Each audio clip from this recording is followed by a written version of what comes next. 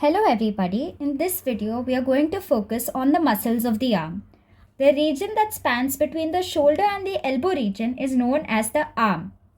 The muscles of the arm can be classified as flexors and extensors. Flexors are muscles that flex the arm, while extensors are muscles that extend the arm. Flexors are located on the anterior portion of the arm, while extensors are located on the posterior portion of the arm. A trick to memorize that flexors are at the anterior or the front portion and the extensors are at the posterior or the back portion is that flexors starts with the letter F and F stands for front, while extensors will be at the back.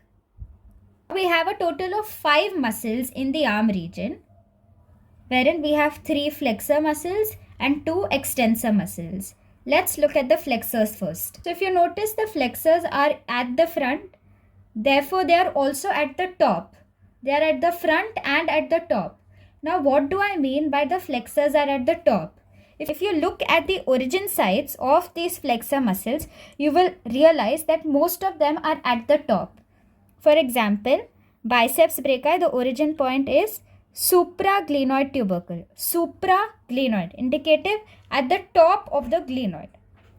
Next origin site is the apex of the coracoid process, at the top of the coracoid process. Next, if we look at the coracobrachialis, again it's at the apex of the coracoid process, indicating that flexors originate at top. But if all flexors originate at top, it will be too overconfident. Therefore, we need something to keep it grounded. This is where the origin of the brachialis comes into picture, wherein the brachialis will keep this entire group grounded by originating on the distal part of the humerus.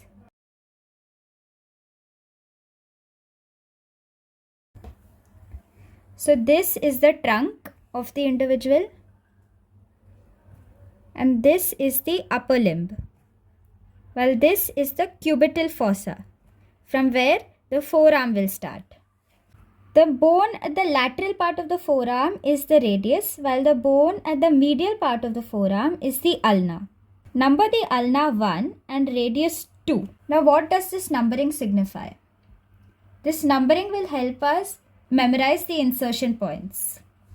The biceps brachii has 2 words. Therefore, it will insert on the radius, which is the radial tuberosity. While the brachialis has 1 word, therefore it will insert on 1, which is ulnar tuberosity. So if this is the humerus, the coracobrachialis will originate at the apex of the coracoid process and insert at the anteromedial part of the humerus, which is right here.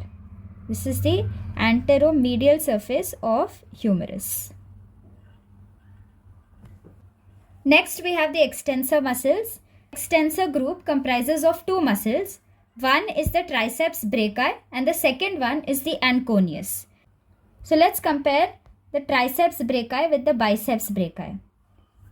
Biceps brachii will insert on the supraglenoid tubercle. Supra because it's at the top, it's a flexor, it's in the front and at the top. But the triceps is the extensor, it is at the back and it's at the bottom. Therefore, it will originate at the infraglenoid tubercle. Next, if you notice, biceps brachii also has 2 words. Triceps brachii also has 2 words.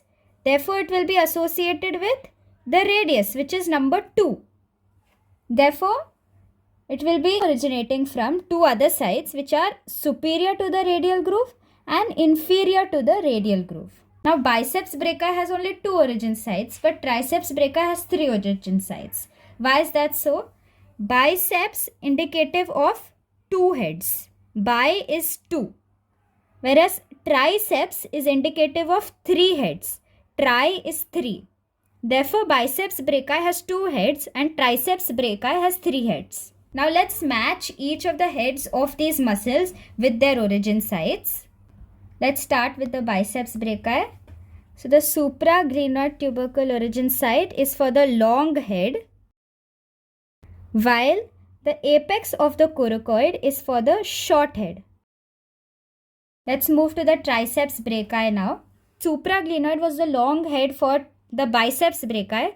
Infraglenoid will be the long head for triceps brachii. Then the part that originates superior to the radial groove is going to be the lateral head. The part originating inferior to the radial groove is going to be the short head. Now extensors are at the back. They are also inferior.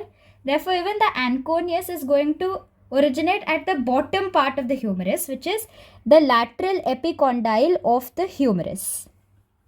And both of these muscles are going to insert onto the olecranon of the ulna. Because they are at the back and the olecranon of ulna is at the back, hence both of them will insert onto the olecranon of ulna. Since the anconeus is going to originate at the lateral epicondyle, therefore its insertion site is also slightly lateral on the olecranon. So it inserts on the lateral part of the olecranon. So these are the muscles of the arm, their origin and insertion sites. I hope this video was helpful. That's all we have for today. Thank you.